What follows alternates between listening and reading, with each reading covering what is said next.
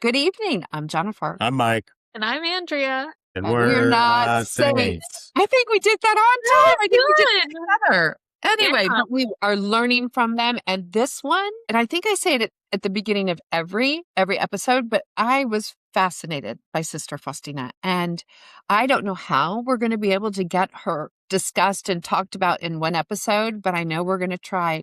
She was incredible.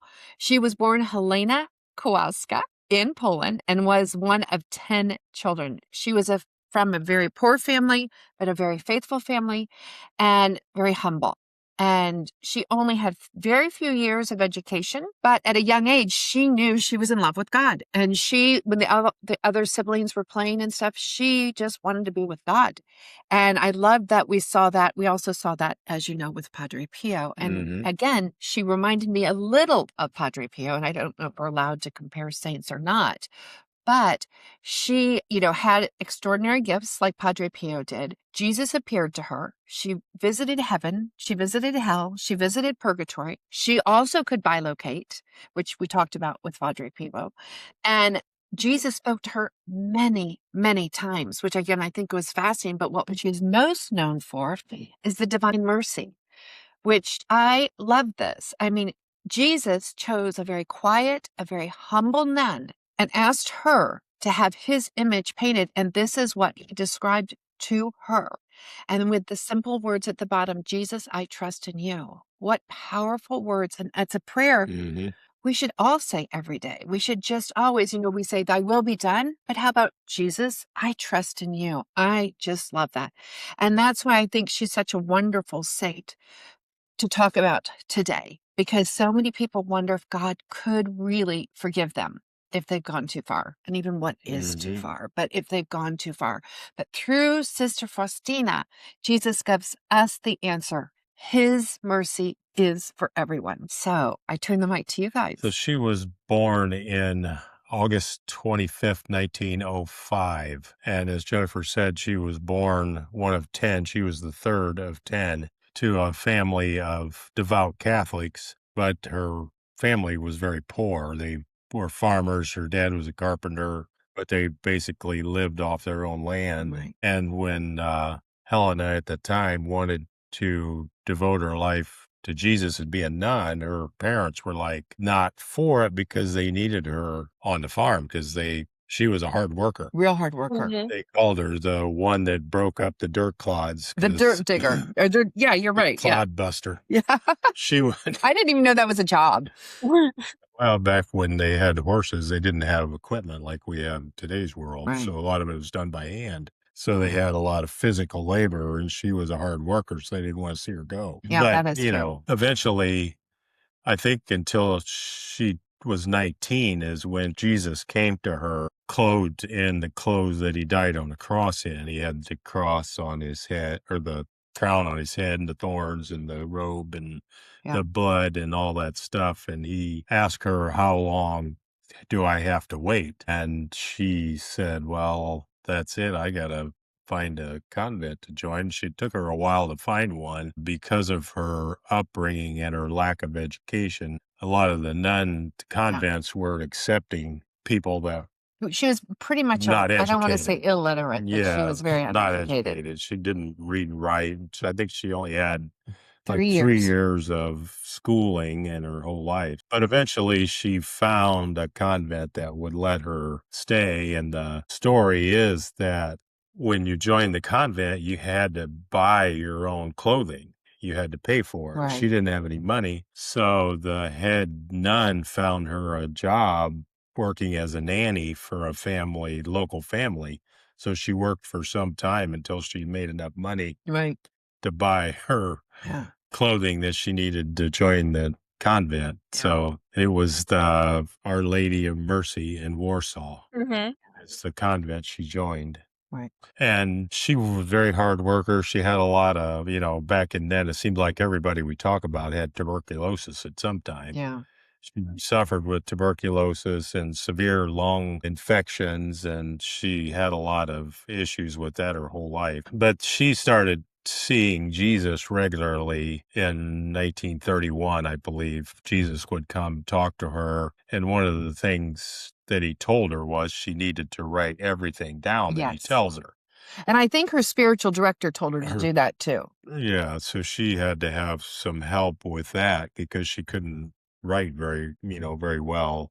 So she had to have some teachings to learn how to write. And as she started writing, it was her diary that ended up, even after her death, is quite famous. And that was even written in the diary about the Divine Mercy, Jesus's figure with the white and the red coming out of his heart. And that's very famous. And that, frankly, was one of the things that really grew her popularity. Is when it came to the United States, it was her diary was translated and they made prayer cards with this image on it. And it got to be very popular. It was one of the most popular prayer cards there is, And I even think it today. is today as well. Yeah, and then, not to jump ahead too far, but there was a period where the Roman Catholic Church banned her diary from being read because it had been translated incorrectly and they considered it bad taboo. It wasn't something the Catholic Church wanted to be involved in. In her diary, she also recalls that Jesus asked for the Feast of Divine Mercy, which is now celebrated on the Sunday after Easter, and the praying of the chaplet. And that's the prayer that we will do at 3 p.m. And it's remembered as the hour of mercy. So it's to have that greater trust in God's mercy and acts of mercy towards others, and trusting in God, I think is just the most important message through the whole thing. Well, I think when I was studying this, in that 3 o'clock hour, Jesus really, I think he listens to us all the time, but apparently in that hour, he really is going to do his best. Yeah. So she recorded her experiences in her diary, and it took account of the mystical experiences that she went through, the prayers, her reflections. It had so much, like, just a wealth of insight into what she was going through. Now, we've mentioned this before, it being private revelations. The church isn't pushing us to believe in every single thing that's written. But the purpose of the Divine Mercy Chaplet is to trust in the Lord and to ask for mercy, not just for yourself, but for others, for the whole world. And you already mentioned so much about her life, but I wanted to hone in on, before diving even more into the Divine Mercy Chaplet, her canonization and her legacy. So when she was beatified in 1993, I wanted to kind of describe what that means. So the Catholic Church will investigate a person's life and their virtues and their reputation, and then they can declare that the person is blessed. So that's what it means to be beatified. Correct. And it means they're blessed, they're in heaven, and sometimes we can honor them publicly for being the blessed Sister Faustina. So most beatification will prove that, okay, they've lived this heroic life. They might have died a martyr, but there's at least one verified miracle attributed to that person after they died. So she's beatified in 1993, and then she's canonized in 2000. So not that long ago, which makes it feel like Padre Pio too, because we kept saying, it wasn't that long ago. So when you're canonized, it's like having two holes in one. It's all the same things I just described about beatification, but she has two miracles associated with her. And sometimes for other saints, there might be more than two. But in order to be canonized, you need to have all of those things that I mentioned and two miracles. And for Faustina, when she was beatified, the first miracle was a woman in Massachusetts named Maureen Deegan. Now, she was healed of lymphedema. She went through years of treatment and surgery, and eventually she travels over to the tomb of Sister Faustina in Krakow. Krakow.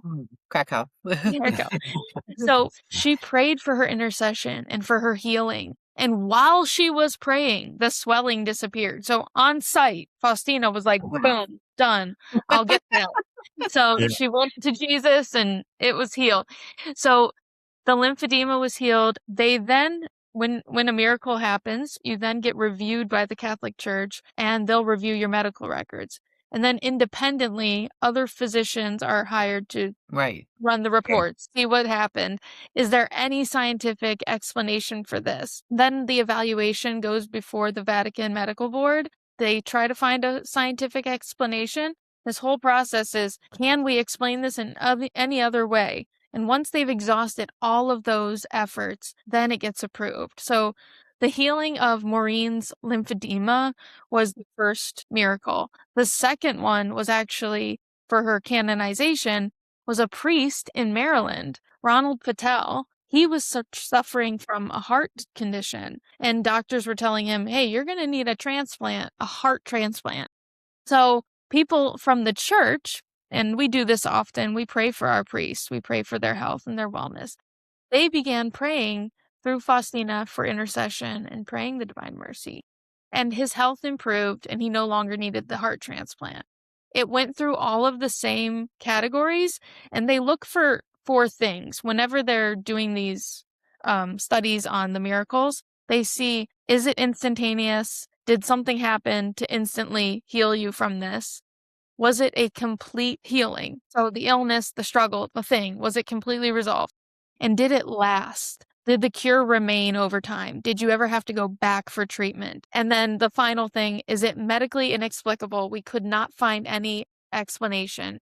So I just wanted to kind of go over those two miracles that are associated with her and how she became both beatified and canonized, and kind of give that background, because as we're learning about the saints, I also want to learn about how these things happen where they're beatified and canonized and what the difference is between the two.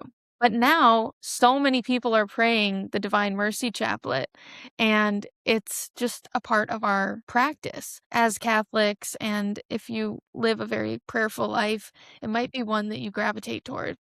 And it's all about God's mercy being greater than the sin. But we have to sincerely ask for it. And that's, again, it's a reminder of Padre Pio, because he would send people away in session and say, no, you don't really mean it, or you're missing a couple of points here. Yeah. So did I skip over that too quickly of the miracles? No. Okay. Because I was like gunning for this right now. Like I got really into studying this part of about Sister Faustina and later Saint Faustina. So God's mercy is greater than any sin, but we have to sincerely turn to him and actually be sorry for those sins and actually have that sincerity in our intention. So that also goes for trusting in God. You can say you trust in God, but do you really? And Yeah. then sorry, go ahead. No, No, we we were agreed. just That's talking true. about that Yeah. last night. We At were dinner. having a conversation, and that was the subject about people that, they can say, oh, I'm Catholic. I take communion once a week. I'm good. But if it's not in your heart, if you don't live the life of faith, then it's not truly faith. Right. It's just, it's easy to say. Well, it opens up discussions that we can go on for hours about sincerity and authenticity. And, Yeah. Sitting in front of everybody last night when you're presenting your latest book and you're being asked these really personal, really deep questions. Obviously, you've put a lot of personal information in the pages of your books, but that sincerity can also be the thing that helps somebody else going through whatever they're going through that might relate. You guys could relate on it, or it could be totally different. So it not only strengthens your relationship with God to be sincere and to be sincerely apologetic for our sins and try not to do those sins over and over and over again. Right. But in other cases, when you're sincere and it's in public and you're on a platform like that, it's also really helpful for those around you, and you might be helping somebody else find that way back to God. So trusting in God, it's the central thing for Christian life. And the other thing, mercy. So having mercy, it should be shown to others Yes. as well as ourselves. That is correct. So I keep saying Sister Faustina because a lot of what I read was about like when she was sick. Right. Exactly. Yeah. But the Divine Mercy Chaplet, it's a prayer for everyone. And it says, to have that mercy for ourselves and for the whole world. So it's not just for ourselves. And Saint Faustina, she really believed she had a deeply prayerful life, but she also believed in the Eucharist and the sacrament of reconciliation, forgiveness of sins, but being humble and surrendering when you need to. So people often pray the Divine Mercy Chaplet for their family and friends and people suffering, and those that might have drifted. They might not be going to church anymore. The miracles that I explained, that was for the sick or for the dying, victims of violence or war even. But it's really meant to be lived, and that's the hardest part for me. While I'm reading through these elements of Saint Faustina's life, I'm thinking, who are we behind closed doors? You know, we have this podcast and we're talking about love and forgiveness all the time, but we have to continuously show mercy through our actions by helping others and Having compassion. Yes. And in Saint Faustina's diary, she says there's your actions, your words, and in how you forgive others and praying for others. So we can show it through our actions by helping others. We show it through our words by speaking kindly and forgiving others. Right. And then in our prayers by praying for others. And it's a hard pill to swallow. And we have to About pray. you. And honey, we have to pray for the people that we need to forgive. Right. And that's where it hit me really hard today. And I know maybe everybody will be thinking of someone or a group of people or maybe multiple people who come to mind when I talk about this element of Sister Faustina's diary. Saint Faustina. She talked about human tensions that were going on, not just, obviously she had a lot of spiritual experiences, but she talked about misunderstandings that would happen in the convent and criticism and the fact that we struggle to be merciful with others, it doesn't mean that we failed. And that's, you know, I was feeling like a failure reading through this, but it means that we found the place that it's actually needed the most and where we need to focus our energy and our effort. So in Sister Saint, in Saint Faustina's diary, she said, and I'm quoting this, "If a soul does not exercise mercy somehow or other, it will not obtain my mercy on the day of judgment." And this could have come from her reflections from reading the Bible. In Matthew 5:7, it says, "Blessed are the merciful, for they shall obtain mercy." I love that one. And I just so, got bumps all over my body. It's so true. and I'm going to try to slow down as I talk about this because I feel like I've been rapidly like You're zipping doing a through. fabulous job. But, you know, it doesn't mean when you show mercy, for me, I was thinking oftentimes I'm trying to reflect truthfully in real time right now. So for me, and maybe others will agree, you feel like when you show mercy, you're approving of someone's behavior or you're letting it slide. You're allowing people to mistreat you if you don't retaliate. But for example, if we're looking at Jesus's life, sometimes he would walk away from people who rejected him and set that boundary. So when you face that hardness, that roughness of like, okay, I'm having trouble showing mercy in that way through actions by helping somebody who's hurt me, I need to set a boundary. So you could help someone when you can, that's called by deed, and then you can speak kindly of them and you can avoid like talking crap basically, and that's called by word, which we've covered. But praying for people, and this is what happens when you can't do the first two, you go to the third, and you can show mercy by prayer. So if you just can't stand to be around that person and you are constantly hurt by them, or they're, you know, you're giving them chances and they're not doing anything with it, sometimes the only form of mercy possible for a particular relationship or person is actually prayer.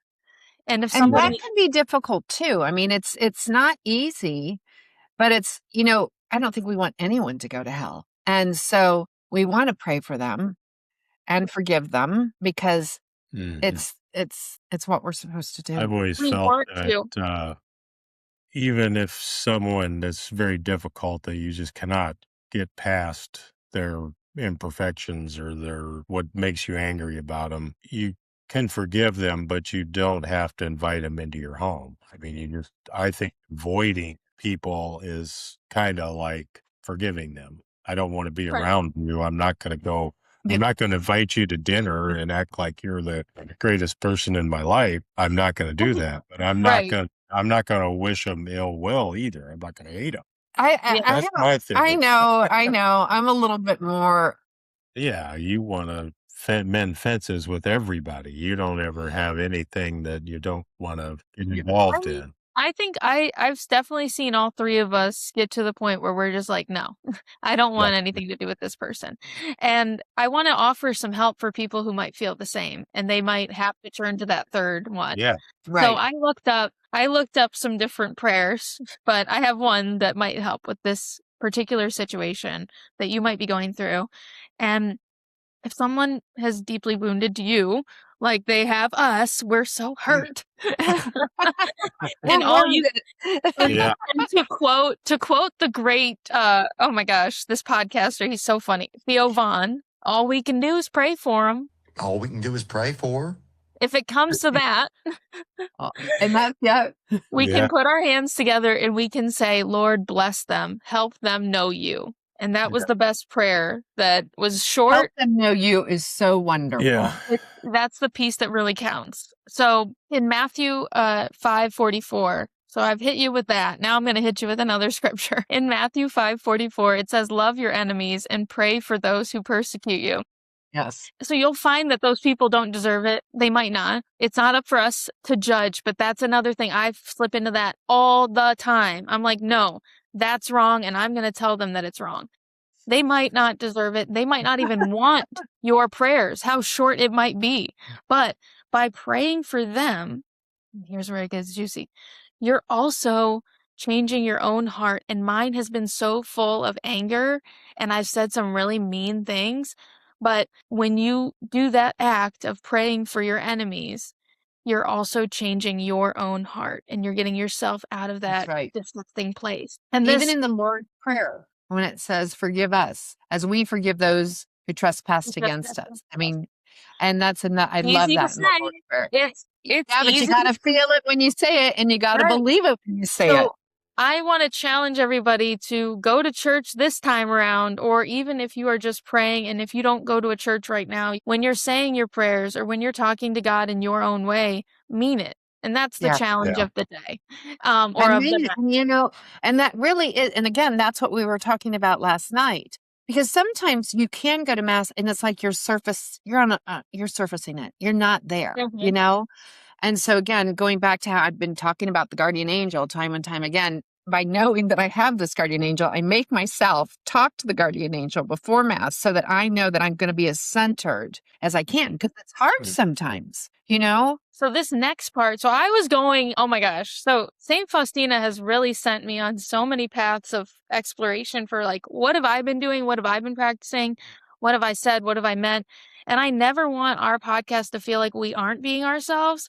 Yes, we do. We write down our notes and everything, but I just want to take a moment to admit our failures, our faults. But as I mentioned, it's not always a failure when you haven't shown mercy in the ways that you should. It's just you're discovering, okay, this is where I really need to but focus. I think it's also, Andrea, lessons we're supposed to be learning, right? And so that we can no longer go to the anger or the resentment or, how am I going to get back at you, right? We've Yeah. learned not to do that. We've learned. Right. So it's all, everything's a lesson for us to learn, and it's how we respond. But if we can respond in the most Christ-like way possible, I think that's the goal, or at least for me. And so here's another hard pill to swallow. And I think married couples will probably get this like instantaneously.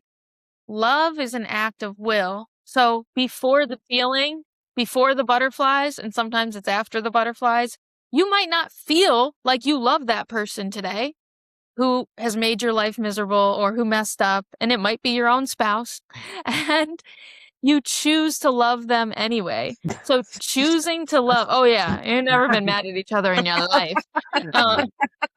So love is an act of will. It's meaning that you are choosing love. So you're not, and it might not be like you're choosing love as in like the kissy, lovey, feely way, but you're choosing to not seek revenge, not delight in their suffering, but you're choosing to pray for them to gain a closeness to God. And you're leaving that judgment, you're setting it to the side for God to decide what happens to them. Amen. But you've now cleansed your part of it. So when you're feeling hurt, when you don't want to love someone, those choices by not seeking revenge out for those people and not being happy that they're miserable in their own ways, that alone is choosing love. And sometimes choosing love with married couples, you might give each other a hug even when you're so angry at each other. With friendships, you might end up showing them mercy by forgiving them and giving them a second chance. So I really went down the rabbit hole on this episode, but I think there's so many great topics that come from it. And when it comes to choosing love and walking the way that Jesus walked, it kind of brings us to the parable of the unforgiving servant. So that's found in Matthew 18:21 through 35, and you can go ahead and read that.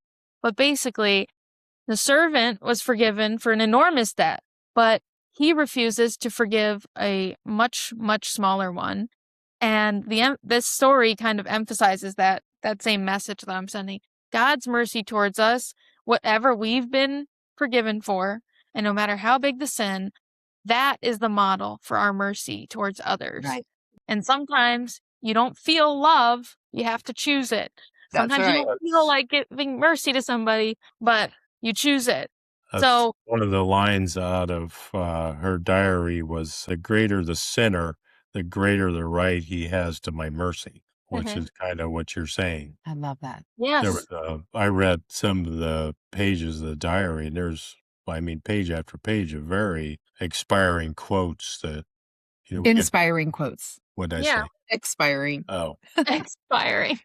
Well, But that's a book I think we should have by our bed, Exceptional. so that at night you can just pick it up, or sometimes and just open the page to Yeah. a page, yeah. and receive the message that's given. yes. And the other thing I found, that it was banned for several years Yeah. by the Catholic Church. That fascinated me too, because of a translation error. Right. That And John I'm Paul sure II, of course, is devil- from Poland. Yes. the devil didn't want this to be widely known for obvious reasons. And did you catch when you were studying her relationship with Therese de Lisieux, the little flower? Oh, I Yeah, haven't. as I said, there's so much. The bilocation, her visits to heaven, to hell, to purgatory. She was shown so much. Yes. And- so, yeah, in the Divine Mercy, there's an official biography of Saint Faustina, Yes. and then in the Vatican Yeah. News, that's where I pulled some of my facts from her life. There was a lot about her on there. And then obviously pulling from her diary, that's where I focused. But yeah, so she had a relationship with Saint Therese de Lisieux. Yes, and one of her bilocations, which I love, and Jesus asked her to go to Russia to pray for a dying man that she didn't even know. Oh, wow. So in her Bilocation. bilocation, she went, and as she was entering the room of this man who had no friends, no family, he was alone, but he was surrounded by demons. And when she walked in and prayed with him, the demons disappeared. Oh my gosh. I know. So it's like, as I said, this is a podcast we could have taken longer, because her story, and again, I wish we could have spent time talking about the purgatory, about hell, and we're hitting our time that we need to bring this to an end. And I don't know if we want to do a part 2 and go into the deeper parts, which we can next week. Yeah, because I do think we have to bring it to an end now. And I think what you did such a beautiful job of showing us today is Jesus was her life. Mhm. He was the main point. The point is Jesus. Going back to this beautiful painting, that this is how he came to her, and this is how he asked to be painted. Jesus, With I the trust word. in you. Jesus, I trust in you. 5 words that we could use. So simple. And they're enough for us. They're a prayer we can say every single day. Jesus, I trust in you. And on that note, I'm going to say goodbye, good night, and thank you so much for joining us. Thanks again. Thank you so much for tuning in to this week's episode of We're Not Saints.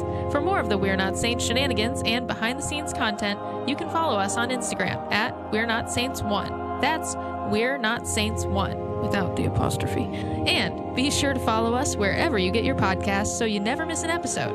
We'd also love to hear from you. So leave us a comment or a review, or contact us by email at we'renotsaints1@gmail.com.